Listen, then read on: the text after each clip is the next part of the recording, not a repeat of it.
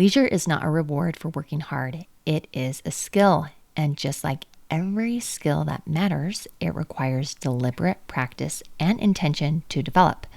We are talking about how to make your leisure restful and how it can work for you and not against you. Welcome to Burnout Solutions. My name is Mona Tippett. I am a registered nurse, a life coach, an emotional resiliency expert, and a mom. I love to help healthcare workers and caretakers and just busy, capable people understand their brain and nervous system so stress, overwhelm, and frustration do not run their life. Here on this podcast, we break down burnout, emotional overload, and survival patterns in simple human language. I love to give you practical ways to feel safer, calmer, and more present in your everyday life. You do not need fixing. What you need is support and a nervous system that knows that it's safe. Thanks for being here.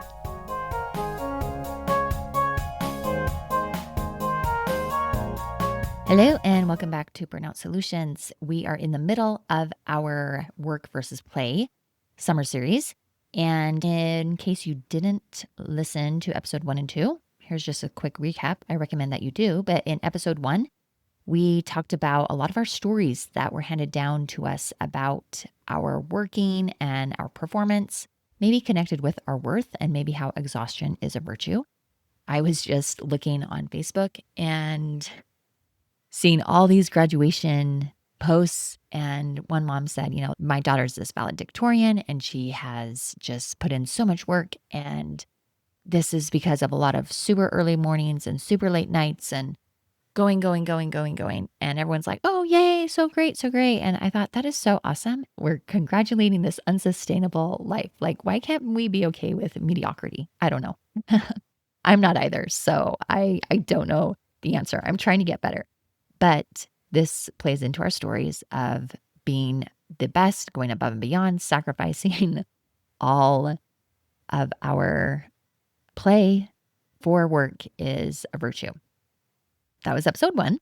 In episode 2, we talked about how play deprivation can actually affect the brain and the nervous system, and the quote of why the opposite of play is depression, and how we as adults specifically and high achievers need to take play as a medicine, as a prescription to helping us in our life, which is kind of the backbone of this series. So today, I wanted to talk about how to do our leisure right and make our leisure work for us and not against us. And, I want you to think about when you finally have vacation, when you finally have time off, what you're doing with that time. Maybe, you have the weekend off, and so you eat differently, right? You go out for fast food or something really fatty and comforting, and you're going to the movies, you are scrolling through your phone, you're catching up on the latest and greatest on Facebook or Instagram. Or maybe you are in for a treat of a Netflix TV series marathon and you're binge watching the show. And so you're lying on the couch and you are decompressing from your really, really hard week.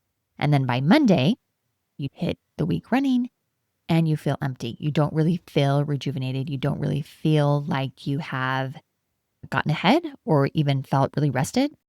We also talked about rest in the last episode, how there's psychological rest, physical rest, and social rest, and how really we need to think about how and which ways really do rest us. So if we don't have that rest, if we don't get that rejuvenation, if we don't take the time that we are given to have ourselves feel better, that could mean that your time off really isn't helping you, but it's actually contributing to your burnout, or at least not helping it get better. If that's you, just know that that's not really a personal failure, but the reason why that is happening is because of science. It is not because you're choosing the wrong things. I mean, there are different things you could choose, but we're going to find which things to choose that will help us feel rejuvenated and rested and feel better based on science. And I'm talking a lot about things that I've learned from Arthur Brooks today. I've talked about him before in the podcast. He's a Harvard professor. He's a social scientist. He's a best-selling author. Arthur Brooks has written 3 books that I know of, From Strength to Strength, and then one with Oprah Winfrey, Build the Life You Want, The Art and Science of Getting Happier. And then his most recent book that I have read, just barely, which is one of the reasons why I'm doing this series, is The Meaning of Your Life. He also has his own podcast. He has a newsletter. He travels around, and I just love listening to him. Everything he says resonates with me. So I'm sharing what I have learned from him. And I really do believe that he is one of the most credible, honest voices writing about the science of happiness. And he talks a lot about how we can spend our free time that we're going to talk about today. So let's just get started with how Arthur Brooks talks about and makes a distinction that sounds pretty simple, but is more dramatic than it sounds. He says that happiness is made up of 3 macronutrients. And I probably have talked about this before, but he said we need enjoyment, we need satisfaction, and we need meaning. And the very first thing that he does is make the distinction that some of us maybe haven't ever considered, and that is enjoyment and pleasure are not the same.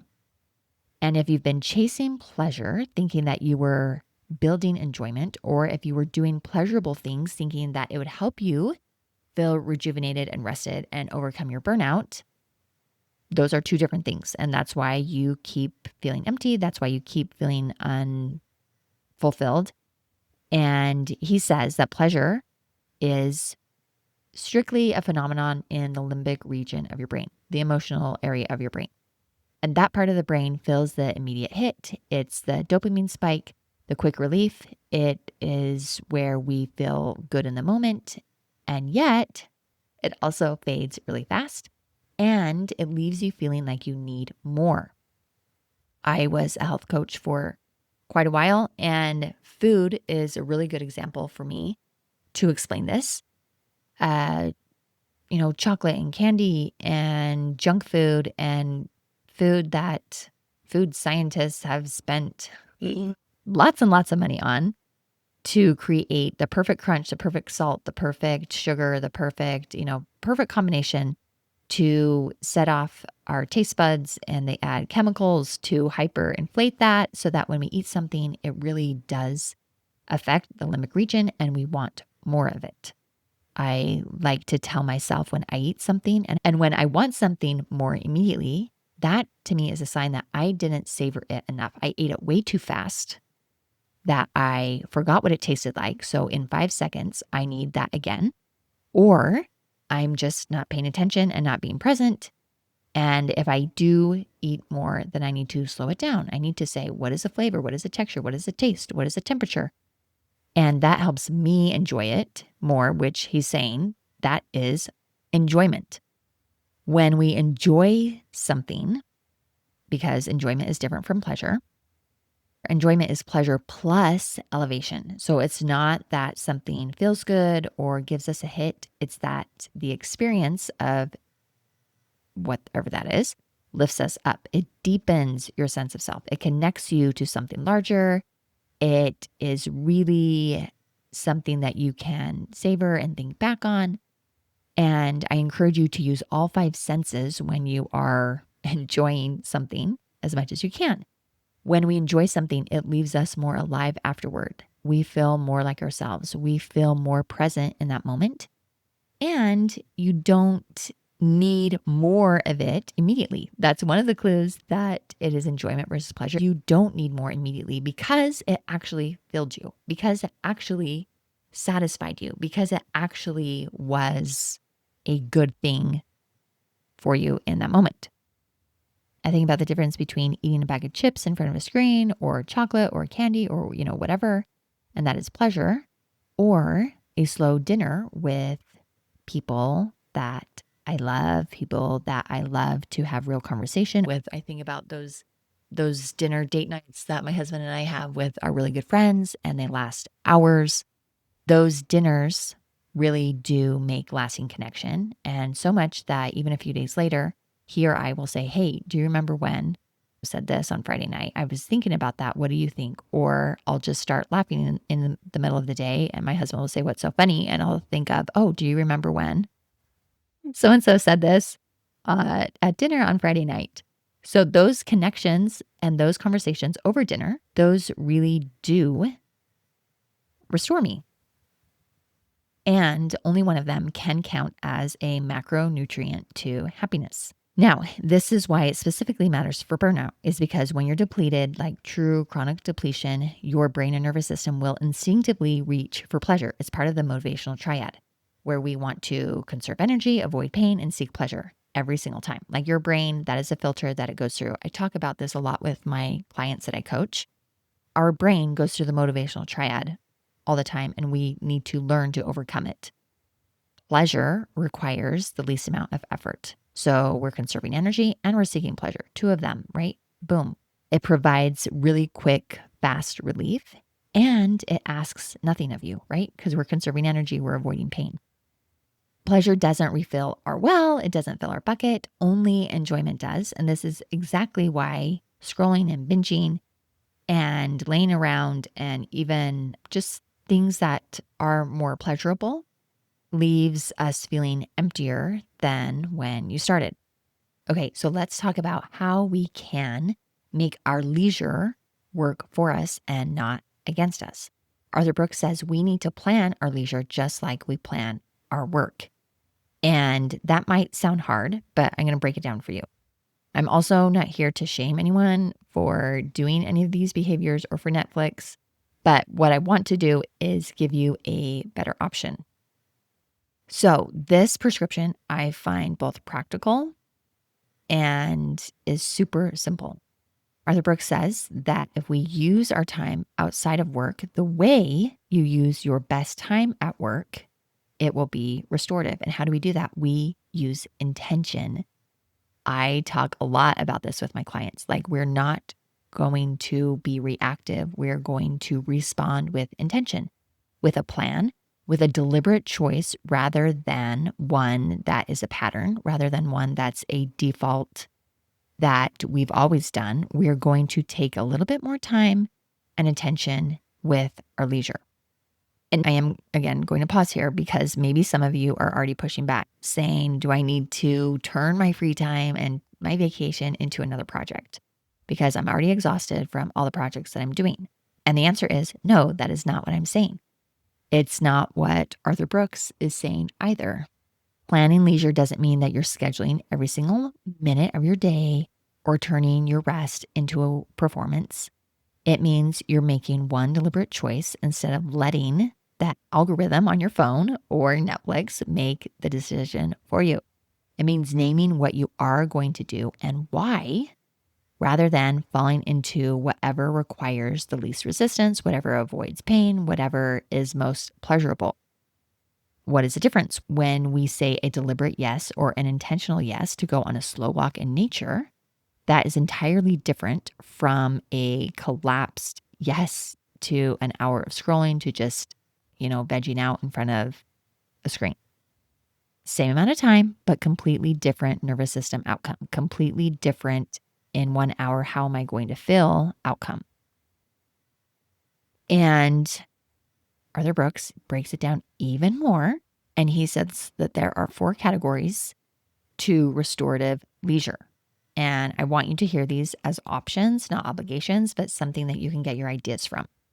Okay, so the first is contemplation. So this involves quiet time. This involves sitting with your own thoughts without immediately filling up the silence. This means going on a walk without a podcast or going on a walk with a person, somebody that you can co-regulate with.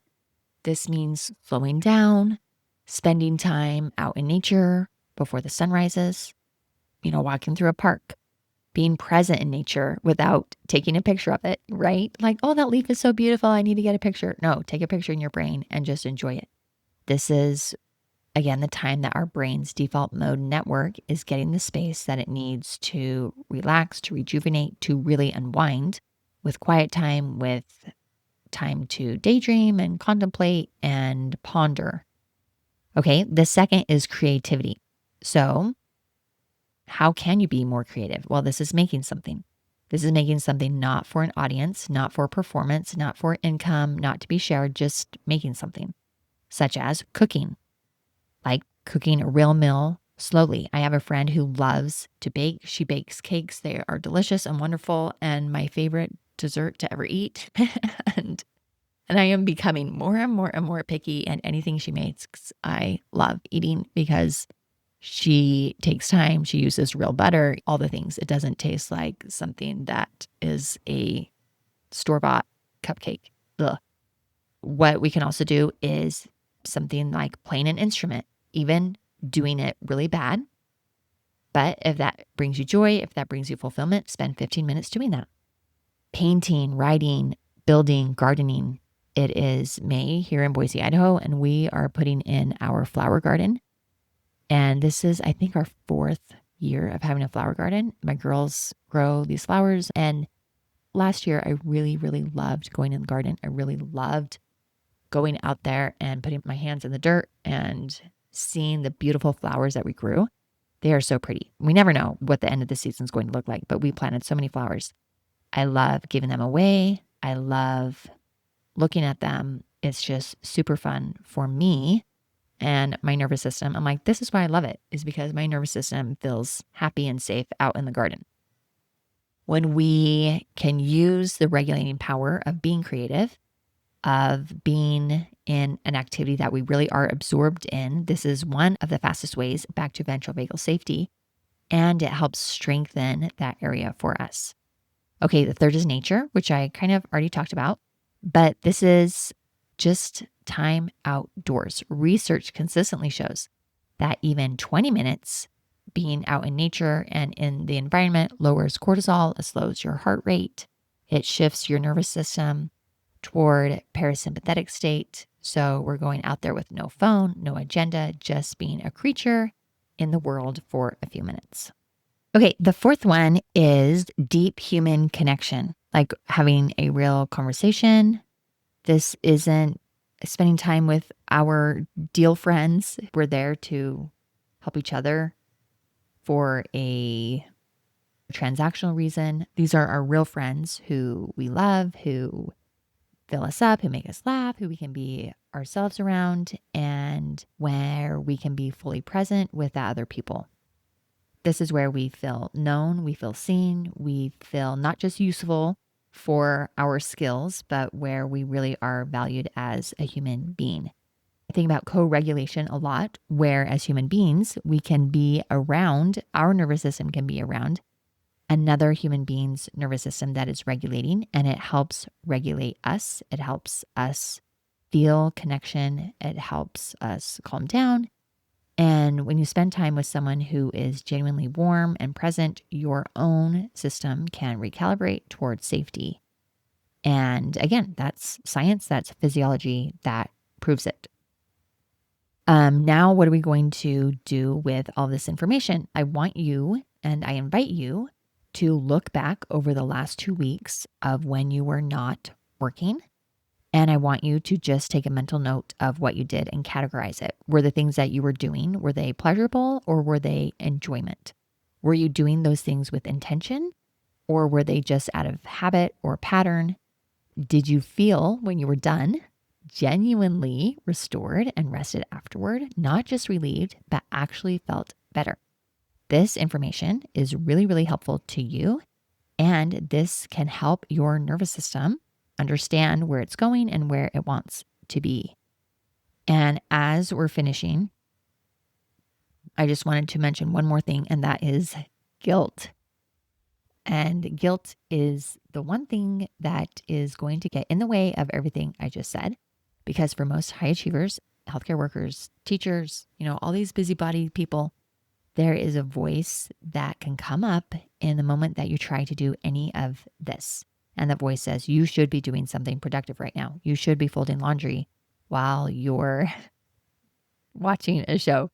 You should be doing this while you're doing that, right? That's when our multitasking brain comes in and the productive guilt steps up. It's kind of that low hum that's in the background when we are not generating output. It's the sense that sitting quietly in the backyard, playing the guitar, or, just enjoying, just walking, or just being a human being is somehow a waste of your capable, accomplished self. So I want to say this just nice and clear. That voice is lying to you. And I hear that voice all the time. So I'm not saying that I have conquered that voice, but I am getting better. Just remember that leisure is not the opposite of contribution. It is actually the engine of contribution. We want to have a surgeon who is truly rested to have a safer surgeon. It's the nurse that plays is a more present and co-regulating nurse. The leader who takes walks in nature makes better decisions. And again, this is not just philosophy. This is not just something that sounds good. This is actually neuroscience and your biology that proves it. Your brain does not perform better under continuous load. It performs better when it has been genuinely restored and rested and genuinely really absorbed in that leisure. Rest is not a withdrawal from your responsibilities, but rest is a preparation for all your responsibilities and all the things that you do. So if you have that voice of productive guilt, it's often your nervous system just running its best at using neuroception and picking up on cues of danger. It is learned that this is a pattern. It's, again, learned through years of conditioning that rest isn't safe, that your value is conditional on your output. And so that keeps us on high alert, even when our shift is over, even when the day is over, even when it's summer and we should be relaxing and having fun and enjoying ourselves. When it's Saturday morning, all this stuff. Even we could be sitting in a bubble bath, eating chocolate, or sitting on the beach in the sun. And it doesn't matter that we're there, but it's our nervous system that will not let us relax. Notice that voice, we name it, and we choose an intentional restorative activity anyway. And this is how we can actively reshape what our nervous system believes is possible. Thank you for listening. We have more things to come, talking about play and how to like your life more and how to integrate work and play a little bit better. And again, I just remind you of the challenge this week is to do your leisure audit, look back at your last 2 weeks. What did you do with your time? And really think about what restored you. Think back when you were a kid. What restored you then? What things do you do now that leaves you empty? Who do you want to have join you to make it better? Those kind of things. And think about the 4 categories that we talked about. Think of something that you can do deliberately in each of those. And then do it. Just do one and then notice what happens. See what your nervous system says. I really do believe that we do not need more vacations. We do not need more parties. But what we do need is to use intention throughout our day. And remember that life happens in micro moments. And when we can make those micro moments beneficial in our off hours, that it will really refuel us and rejuvenate us for the time that we are on, because we can build our own resilience. We are the architectures of that. And if you need help, let me know, because that's what I love to do. And thank you so much for being here today. Share this episode with someone who you think could use it. Every week, you're learning something new here on this podcast, and that is a powerful first step.